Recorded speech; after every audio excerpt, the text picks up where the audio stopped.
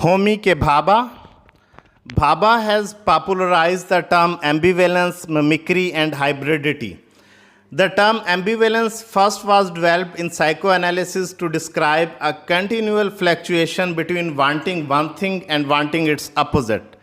Adopted into colonial discourse theory by Homi K Bhabha, it describes the complex mix of attraction and repulsion that characterizes the relationship between colonizer and colonized. Mimicry is an important term in the post-colonial theory because it has come to describe the ambivalent relationship between colonizer and colonized.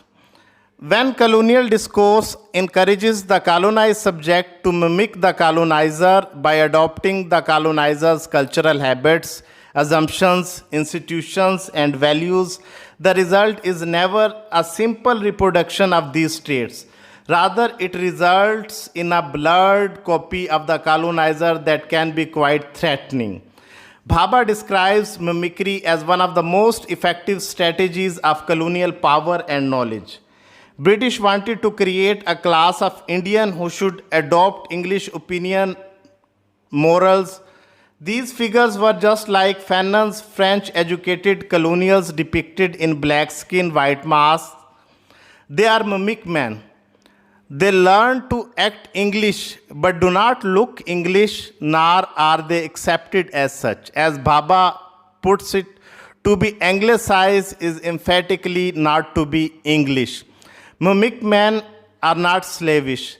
They also have power to menace the colonizers.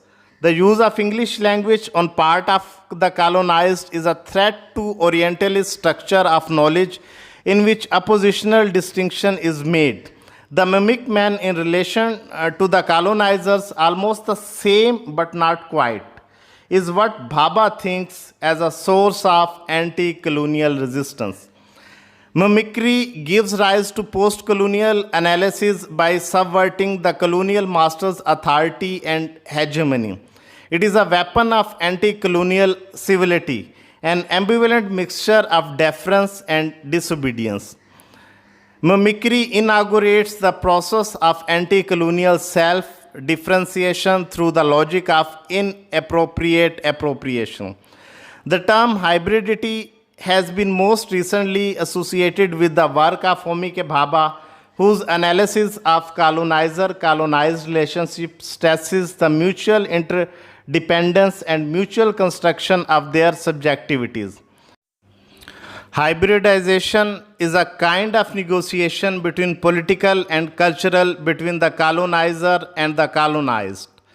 Like Bhabha, Edward Said also underlined the importance of cultural hybridity, and it has come to stay, and no amount of effort can completely separate the West from the East. Hybridity, being an integral part of post-colonial discourse, bridges the gap between West and the East.